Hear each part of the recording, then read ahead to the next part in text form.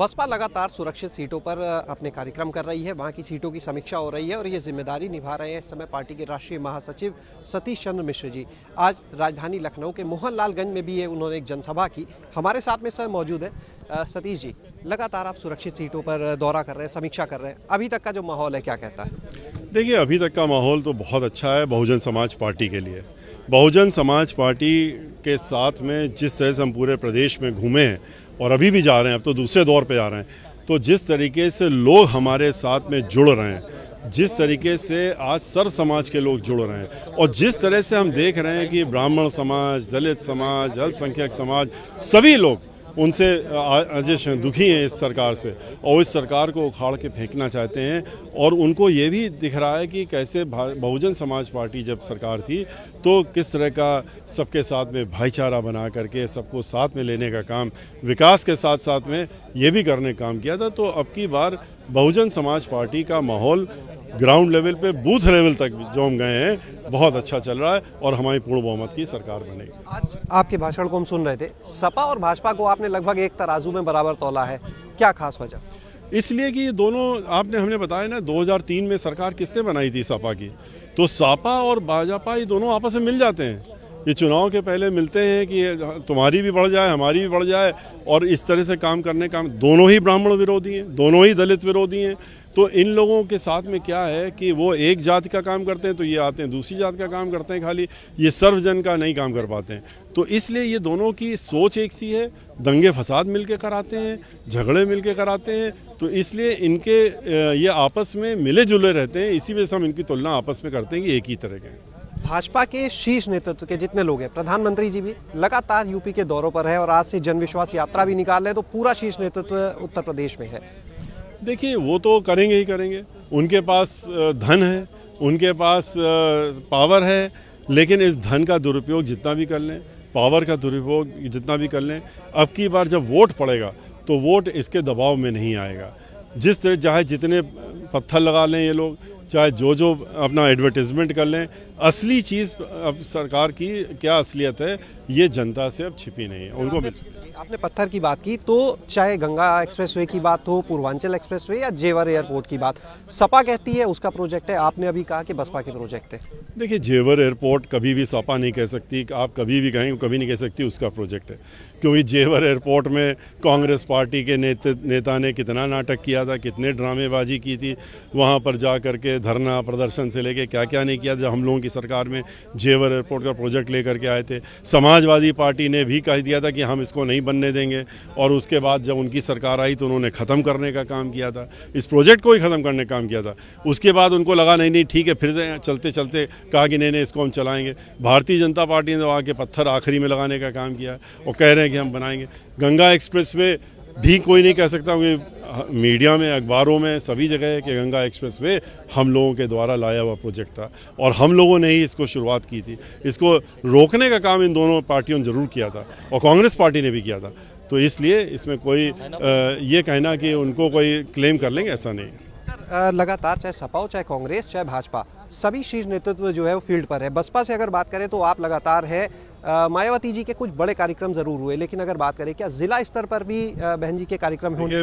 देखिए, जिला स्तर क्या, बूथ लेवल तक बहुजन समाज पार्टी की बैठकें चल रही हैं और हमारी बैठकें बूथ लेवल पे भी हो रही हैं और सब लोग नेता, हमारे हर कम्युनिटी के नेता और हमारे लीडरान सब कर रहे हैं और हमारे वर्कर भी कर रहे हैं। और बहन मायावती जी के भी हर जिले में कार्यक्रम होंगे, हर जिले में होंगे, लेकिन हमारे कार्यक्रम जब खत्म हो जाएंगे उसके बाद उनकी योजना बनेगी। एक आखिरी सवाल, जो सपा के नेताओं के रेट पड़ी है और उनका कहना है कि चुनाव का समय, ऐसे में भाजपा के नेताओं के साथ आयकर की टीम, ईडी, सीबीआई का भी आना अभी बाकी है, आप इसे किस तरह देखते हैं? देखिए, अभी हमने उनकी चूंकि कोई प्रेस कॉन्फ्रेंस सुनी नहीं, हम तो यहाँ पर मौजूद थे, सुना है कि प्रेस कॉन्फ्रेंस उन्होंने की थी। एक बार उसको हम जब सुन लेंगे तब हम उस पर अपना कमेंट दे पाएंगे। तो ये सतीश मिश्रा जी थे हमारे साथ में, और अब हम बात करेंगे यहाँ पर उनके बेटे कपिल मिश्रा जी से, जो युवा टीम को बसपा के साथ जोड़ने का काम कर रहे हैं। उनसे बात करेंगे। एक मिनट पीछे, कपिल जी आपसे बात करना चाहेंगे। लगातार देखिए, जो युवाओं को संभालने की जिम्मेदारी है वो पार्टी ने आपके कंधों पर सौंपी है, तो किस स्ट्रैटेजी से युवाओं को? हमारे कंधों में श्री आकाश आनंद जी, वो तो पिछले 3 साल से नेशनल कोऑर्डिनेटर हैं और वो पूरे हिंदुस्तान में जा जाके लोगों से मिल रहे हैं, युवाओं की दिक्कतें समझ रहे हैं। मैं अभी शुरू में 23 जुलाई के बाद से अपने आदरणीय पिताजी के साथ 75 जिलों में 27,000 किलोमीटर साथ में था। तब लोगों से मिले, उनकी तकलीफ़ें समझी, तब मुझे समझ में आया कि कितना युवा यहाँ का परेशान है। और वो तभी उनकी परेशानी जा सकती है जब आदरणीय बहन जी 5वीं बार इस प्रदेश की मुख्यमंत्री बन के आएंगी। तो मैंने तभी ये ठान लिया कि मेरे बस में जितना हो पाएगा, जितनी मैं मदद कर पाऊँगा, मैं अपनी पूरी ताकत लगा दूँगा युवाओं की भलाई के लिए, ख़ास तौर से कि जो जैसे आदरणीय बहन जी 5वीं बार इस प्रदेश की मुख्यमंत्री बन के आ पाएँ। और मैंने ये भी बोल रखा है कि मैं कोई पार्टी में पद नहीं लेने जा रहा हूँ, ना मैं कोई चुनाव लड़ने जा रहा हूँ। मैं बस खाली आदरणीय बहन जी के हाथ मजबूत करने के लिए आया हूँ बस। ने लंबे समय से अपने घर में ये एक सियासी दौर देखा, लेकिन आप ये अगर सियासत में एंट्री की बात करें तो अभी ये शुरुआत है। ऐसे में युवाओं से कनेक्ट हो रहे हैं, खुद युवा चेहरा हैं आप, क्या मुद्दे निकल कर सामने आ रहे हैं? अनेकों लाखों मुद्दे हैं, लेकिन सबसे मेन मुद्दा है बेरोजगारी, उनका अच्छा सुरक्षित भविष्य और सुरक्षा, खासतौर से ये युवा महिलाओं की सुरक्षा।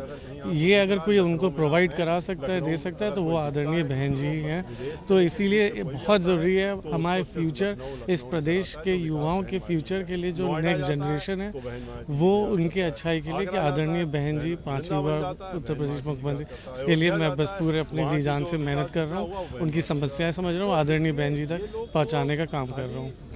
युवाओं की बात है, देखिए भाजपा ने अभी जो स्मार्टफोन की, टैबलेट की घोषणा की, सीधे सीधे करीब 68 लाख युवाओं पर उनकी नज़र है।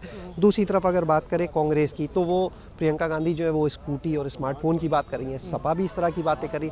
बसपा युवाओं को क्या देने वाली है? बसपा युवाओं का सुरक्षित फ्यूचर देने वाली है, उनको अच्छा सुरक्षा उनके परिवार वालों को दिलाने वाली है, जिसकी मेन चिंता पार्टी जब एक बार पावर में आएगी तो ये हवाई घोषणाएं में हम लोग नहीं बिलीव करते। हम लोग ज़मीनी तौर पे काम करते हैं। जितना मैंने बचपन से आदरणीय बहन जी को जितना देखा है, जितना सीखा है, समझा है, और जितना अपने पिताजी को मैंने देखा है, समझा है, तो वो हवाई वादे और घोषणा पत्र और इन सब में कभी बिलीव नहीं करती।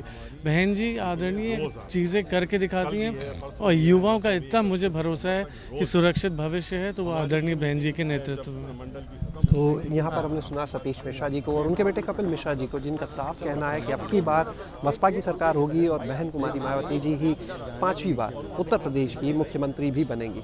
कैमरा सहयोगी हरिओम के साथ शैलेश अरोरा, एबीपी गंगा, लखनऊ।